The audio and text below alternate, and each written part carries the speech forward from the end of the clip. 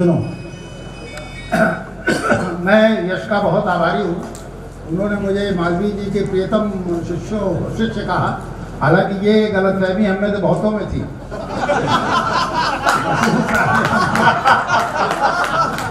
यहाँ मौजूद है, हम लोग एक दूसरे की इच्छा करते थे कि मालवीय जी का प्रिय शिष्य कौन है। दरअसल मालवीय जी का दिल इतना बड़ा था, आप उसकी कल्पना नहीं कर सकते अगर आपने मालवीय जी को देखा नहीं है या मालवीय जी के साथ। अब मालवीय जी भी मेरे मुंह से थोड़ा अटपटा लग रहा है क्योंकि हम लोग हमेशा पंडित जी कहते थे। यहाँ क्योंकि सब लोग मालवीय जी कह रहे थे, मैं भी मालवीय जी कहने लगा। पंडित जी का इतना बड़ा दिल था कि आप तो ये अंदाज नहीं लगा सकते थे कि पंडित जी किससे ज़्यादा प्यार करते हैं या किससे कम प्यार करते हैं। कम प्यार करने का तो कोई सवाल ही नहीं पैदा होता था। बहुत सारे शिष्य थे जो उनके यहाँ आते थे, पढ़ते थे। मैं इस मामले में सौभाग्यशाली था। मैं और कौशलेश त्रिपाठी और मोहम्मद शीश खान, हम लोगों को उनके घर रहने का मौका मिला। और मैं तो ये मानता हूँ कि अगर 3-4 महीने उन्होंने मुझे अपने घर ऊपरी कमरे में कैद ना किया होता तो मैं शायद किसी सर्विस में सेलेक्ट भी नहीं हो पाया होता। तो मेरे लिए तो एक अलग तरह का अनुभव था उनके यहाँ रहना। जब पिछले साल पंडित जी का निधन हुआ तो मैंने सोचा कि कुछ चीज़ें याद की जाए और लिखने की कोशिश की जाए। हालांकि एक शब्द सीमा थी। हिंदुस्तान में जो कॉलम लिखता हूँ 1100 शब्दों का होता है, तो 1100 शब्दों में तो समेट पाना इतना मुश्किल लग रहा था। मुझे लगा कि इससे अच्छा तो मैं ना लिखूँ, क्योंकि लिखने के बाद फिर लगेगा कुछ छूट गया। बहरहाल मैंने लिखा और अपनी तरफ से एक शिष्य की तरफ से जो श्रद्धांजलि दे सकता था मैंने दी, लेकिन एक कसक रह गई। बहुत सारी चीज़ें मैं एक दो चीज़ें यहाँ दोहराऊंगा, मुझे पता नहीं उसमें मैंने लिखा है कि नहीं। चूँकि साझी संस्कृति की बात हो रही है, आप 1990 की याद करिए। आप में तो बहुत सारे लोग यहाँ इलाहाबाद में रहे होंगे। इलाहाबाद विश्व हिंदू परिषद का एक तरह से हेडक्वार्टर था। यहाँ से अयोध्या के लिए चढ़ाई हो रही थी और यहाँ से जत्थे भेजे जाते थे। पूरा शहर बना, आप कल्पना ही नहीं कर सकते थे। मैं इस शहर में पढ़ा था, बड़ा हुआ था। इस शहर को एक तरह से जिसे कह सकते हैं सही अर्थों में प्यार करता था।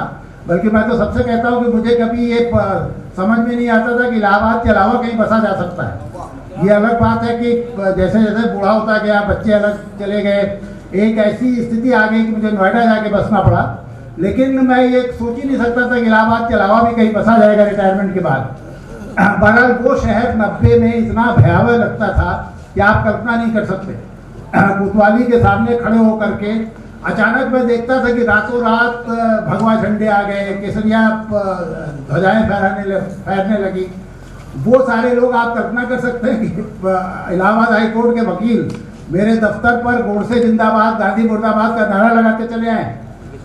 ये विमेंस हॉस्टल की लड़कियां दुर्गा का अवतार बन करके आ करके चूड़ियाँ मुझे दिखाएं। तो ये एक ऐसा शहर था, कई बार मुझे लगता था ये तो एकदम अपरिचित शहर लग रहा है। बहरहाल उस शहर की एक घटना मुझे याद है, मुझे याद नहीं आ रहा कि अपने उस संस्मरण मैंने लिखा कि नहीं लिखा। कर्फ्यू नहीं लगा था इलाहाबाद। मजेदार बात है कि अगल बगल सारे शहरों में कर्फ्यू लगा था।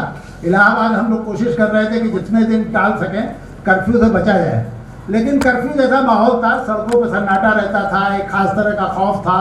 बहुत सारी दुकानें नहीं खुलती थी, बहुत सी दुकानों के शटर आधे खुलते थे, आधे बंद रहते थे। जल्दी दुकानदार घर भागने के चक्कर में रहते थे। एक खास तरह का खौफ तारी रहता था। एक दिन पता चला कि शहर के कुछ बुद्धिजीवी और कुछ लेखक एक शांति मार्च निकालेंगे और उसमें कॉमरेड जियाउल हक या अपने बनवारी लाल शर्मा, पंडित जी, इस तरह के तमाम लोग थे। मैं अंदर से डरा। मैंने कहा कि ये जिस तरह का माहौल शहर में चल रहा है, ऐसा ना हो कि इस जुलूस के ऊपर कहीं हमला हो जाए।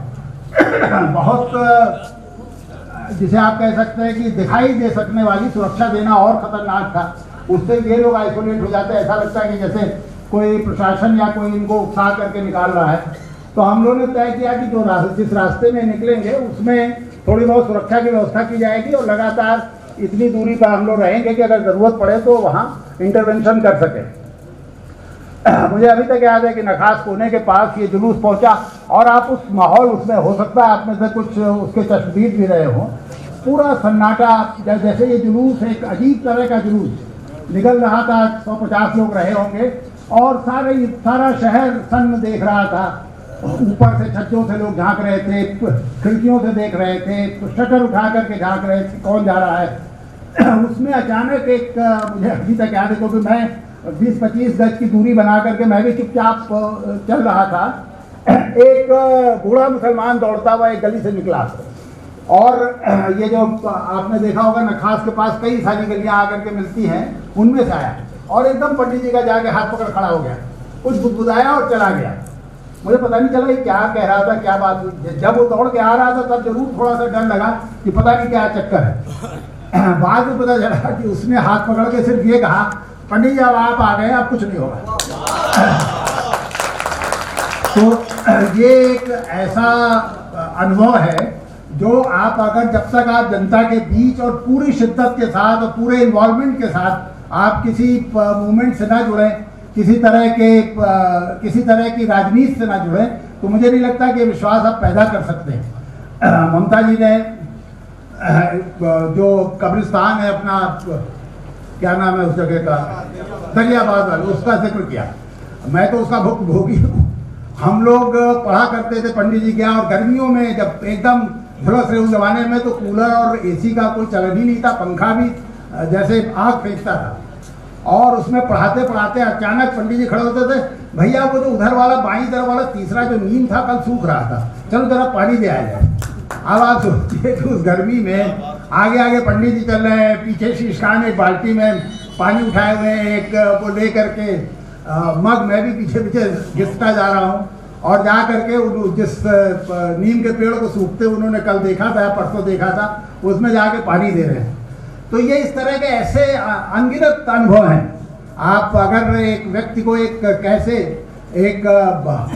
बड़ा व्यक्ति क्या होता है अगर ये जानना चाहें तो इसमें मालवीय जी को, आपको पंडित जी को आपको देखना पड़ेगा। शीश खान को चेचक हो गई, मैं और शीश खान रहते थे ममफोड़गंज में, शीश खान को चेचक हो गई। चेचक आज भी, और आज से 40 साल पहले आप सोचिए जब अंधविश्वास कितना भारी रहा होगा, अपने परिवार में भी हो जाए तो लोग उससे थोड़ा दूर रहना चाहते हैं। पंडित जी को पता चला, पंडित जी कल्याणी देवी से आए और रिक्शे पे लाद करके शीश खान को अपने घर ले गए और ले जा करके उन्होंने इतना इलाज कराया कि शीश खान ने हाथ जोड़ दिया। एक दिन मैं उनके यहाँ गया तो रोते उन्होंने कहा किसी तरह यहाँ से निकाल लेते, चेचक तो ठीक हो गया, आप नहीं बचेंगे। बताइए, ये चला कि पंडित जी वही अपना जो खिचड़ी खाते थे वो खिला खिला के तो बड़ी मुश्किल, तो मैंने समझाया कि पंडित जी अब ठीक हो गया, कोई नहीं, अब थोड़ा बहुत तो चलता ही रहता, तो कमजोरी है वो। तब जाके पंडित जी ने इजाज़त दी और शीश को ले करके मैं वापस ममफोड़गंज आया। इस तरह के अनगिनत अनुभव है, अनगिनत किस्से हैं। ये तो कोई बड़ा चचेरा ममता जी की नज़र नहीं पड़ी है, ममता जी उनके उतना करीब नहीं गई। मैं समझता हूँ कि इलाहाबाद पर जब वो लिख रही हैं तो वो अगर लिखती तो शायद बहुत बेहतर एक चित्रण होता। बहरहाल ये साझी संस्कृति की बात थी, पंडित जी को जोड़ करके कुछ चीज़ें मुझे याद आई। यहाँ के सांस्कृतिक या साहित्यिक वैभव की बात जब आती है तो ममता जी की तरह मैं भी थोड़ा सा, जिसे आप कहते हैं ना कि अंदर से एक खास तरह की खला या खालीपन महसूस होने लगता है कि हमने वो दिन देखे थे। आप सोचिए 69 में, बल्कि आज ममता जी से सुनकर के ये 70 में आई तो मैं आपसे 1 साल पहले आया, लेकिन मैं आया था MA करने के लिए। आप एक स्थापित लेखिका के तौर पर आई थी। उस समय के आप इलाहाबाद की कल्पना करिए, छायावाद के 2 बड़े नाम, सुमित्रा नंदन पंत और महादेव वर्मा जीवित थे और सक्रिय थे। कथा साहित्य में तो आप कोई बड़ा नाम लीजिए, वो भैरव जी हो, मार्कंडेय जी हो, शेखर जोशी हो, अमरकांत हो, शैलेश मटियानी हो, रविंद्र कालिया है, ममता कालिया है, दूधनाथ है, मतलब ये सब यहाँ थे। आलोचकों में आइए तो सत्यप्रकाश मिश्र, सतीश जमाली का नाम मैं भूल रहा हूँ। तो ये तो एक ऐसा वैभव था जिसकी आज आप कल्पना ही नहीं कर सकते, क्योंकि इससे बड़ा वैभव नाच रहा होगा राजधानियों में, दिल्ली में हो सकता है इससे ज़्यादा बड़े नाम हो, लेकिन उनका कोई मतलब नहीं। उन सारे नामों को कभी एक साथ इकट्ठे होकर के किसी तरह की रचनात्मक ऊर्जा का संचार करने के लिए, देखने के लिए आप तरस जाएंगे। लेकिन यहाँ ये होता था, छोटा शहर था, रिक्शे में बैठ कर यहाँ से चौक चले जाइए, चौक से दूसरे किनारे पे चले जाइए, कॉफ़ी हाउस बीच में था, वहाँ लोग इकट्ठा होते थे। हमारे जैसे लोग जो छात्र थे उनको तो दूर से बैठ के देख के ही आनंद आता था। विजय देव नारायण शाही जो मेरे टीचर थे उनको मैंने क्लास में कभी हंसते नहीं देखा। मुझे लगता था कि नहीं ये कैसा मनहूस आदमी है। एक अजीब सा यहाँ से वो थूक की वो निकलती थी। और जब पहली बार मैंने उन्हें काफी हाउस में ठहाके लगाते देखा तो मैं लगभग बेहोश होते होते बचा। वहाँ से थोड़ी दूर पर बैठा था और मैं इस डर से भाग गया कि अगर इन्होंने मुझे हंसते देख लिया तो कल क्लास में क्या होगा। तो आप ये सोचिए कि मतलब क्या शहर था। और हिंदी में कोई ऐसा लेखक हो ही नहीं सकता था जो साल में 4 चक्कर यहाँ का न लगाता। चेरा यात्री जिनसे मेरा जीवन भर का संबंध बना वो तो हर साल महीने 1.5 महीने आते थे और जी जैसे कंजूस आदमी क्या रुकते थे और खाते पीते थे। तो ये जो एक वैभव था ये इसकी कोई मिसाल मेरे ख्याल से इलाहाबाद भी ऐसा कभी नहीं हो पाएगा। दूसरा शहर खासतौर से जो राजधानी है वो तो कभी होगा ही नहीं। राजधानियों की तो फितरत ही विकृत से शुरू होती है। मुझे अभी तक याद है फैज साहब आए और मुझे ये गौरव हासिल हुआ कि फैज साहब मेरे घर रात के खाने के लिए आए। उस शाम को तो मैं भूल ही नहीं सकता। मतलब हिंदी उर्दू का कोई बड़ा नाम ऐसा नहीं था जो इलाहाबाद में हो और वो जो मेरे गरीब खाने बनाया हो। मतलब मैंने अपने जीवन में सैकड़ों मौके आए होंगे जब मैं किसी के घर खाने गया होगा या मैंने अपने घर बुलाया होगा। वैसी दावत की मैं कल्पना नहीं कर सकता। शराब की मुझे तमीज़ नहीं थी। एक बहुत ही घटिया किस्म की शराब की बोतल जो आज अगर कोई मेरे सामने रखे तो मैं उसके सारे नंबर काट लूँ, लेकिन कोई मुझे नहीं पता था तो वही बोतल ला के रखी गई। और फैज साहब ने 6:45 बजे से पीना शुरू किया। रात में 2 बजे हम लोग खाना खाने उठे और उनकी बोतल एक के बाद एक ख़त्म होती गई और पीते रहे और सुनाते रहे। तो ये तो ऐसे मतलब ऐसे अनुभव हैं जिनमें अगर मैं रहा होता तो मुझे हासिल हुए होते। बहरहाल ये जो साझी संस्कृति की बात है जिस पर बहुत गौरतलब बातें ममता जी ने कही हैं, मुझे लगता है कि हमें उनके बारे में सोचना चाहिए। अगर हम सचमुच मालवीय जी की याद में पंडित जी की याद में यहाँ इकट्ठे हुए हैं तो हमारे लिए बड़ी चिंता का विषय होना चाहिए। आखिर ये देश कहाँ जा रहा है? डेमोक्रेसी का मतलब हमेशा इंक्लूसिवनेस होता है, समावेशी होती है डेमोक्रेसी। मेजॉरिटेरियनिज्म डेमोक्रेसी नहीं होती। मेजॉरिटी का ही अगर मेजॉरिटी ने आपको चुन लिया और आप सोचिएगा आप एक डेमोक्रेटिक नेता हो गए तो आपकी गलतफहमी है। देखिए हम लोग हमेशा ही सोचते थे, मेरे जैसा आदमी तो मेरी गलतफहमी टूट गई कि मैं भी बहुत बड़ा सोशल साइंटिस्ट हूँ।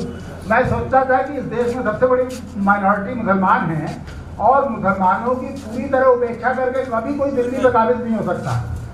कम से कम 50, 60, 100 सीटें ऐसी होंगी जहाँ मुसलमान डिफरेंस कर सकते हैं, जहाँ मुसलमान हरा जिता सकते हैं। मुसलमान खुद नहीं चुने जा सकते लेकिन वो हराने की कुव्वत रखते हैं।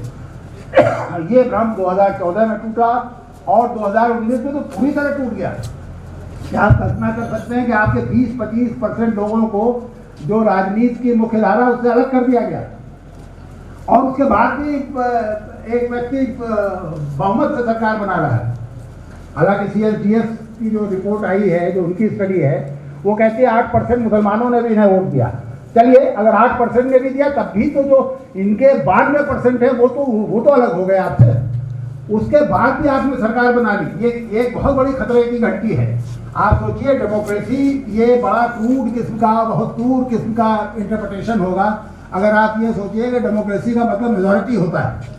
हालांकि मेजॉरिटी भी कहा 52 से लेके आज तक देख लीजिए कोई सरकार 50% से ज़्यादा वोट पा के किसी पार्टी ने सरकार बनाई। मुझे पता नहीं 52-57 हो सकता है कांग्रेस को 50% से ज़्यादा वोट मिला हो, लेकिन अब तो कभी भी 30-35% से ज़्यादा नहीं मिलता। तो आप मेजॉरिटेरियनिज्म भी नहीं कह सकते, आप ये भी नहीं कह सकते कि मेजॉरिटी हमको चाहती है। और मेजॉरिटी से क्या आपने सारी चीज़ें पूछी थी जो आप आज कर रहे हैं? जाहिर है कि आप मेजॉरिटी को धोखा दे करके, मेजॉरिटी को एक खास तरह के उन्माद में डुबो करके आपने सरकार बनाई है। तो अगर हम मालवीय जी को याद कर रहे हैं, पंडित जी की स्मृति में सभा हो रही है और इलाहाबाद में हो रही है, जहाँ ये अकेला शहर था। मुझे याद है जब मैं छात्र था तो मुझे नागरी स्क्रिप्ट में उर्दू साहित्य मिलता था। अपने ये लेखक क्या थे चकपीरा था जस्सा वाले, बलवंत सिंह, वो नागरी स्क्रिप्ट में उर्दू साहित्य निकालते थे और हम लोग डायमंड जुबली हॉस्टल से मुझे याद है निकल के चाचा की दुकान पे आकर के उस पत्रिका को खरीदा करते थे। तो इस तरह के शहर में अगर आप इकट्ठे हैं, और ये शहर आज़ादी की लड़ाई से जुड़ा हुआ है। ये आनंद भवन जो है ये सालों साल कांग्रेस वर्किंग कमेटी का दफ्तर रहा है। डॉक्टर लोहिया, डॉक्टर सैफुद्दीन, ये सारे लोग यहाँ से जुड़े रहे हैं। तो ऐसे शहर में जहाँ पर कि एक तरह से आज़ादी की लड़ाई का जिसने नेतृत्व किया है, ऐसे शहर में ये हम लोगों के लिए शर्मनाक होगा कि हम मेजॉरिटेरियनिज्म का सपोर्ट करें। हम इस तरह की मेजॉरिटी को नकारते हैं, ये फैसला हमें करना चाहिए। और तभी मुझे लगता है कि हम पंडित जी को, इस शहर को और इस शहर की जो वैभवशाली साहित्यिक परंपरा है उसको खिराजे अकीदत पेश कर पाएंगे। बहुत बहुत शुक्रिया।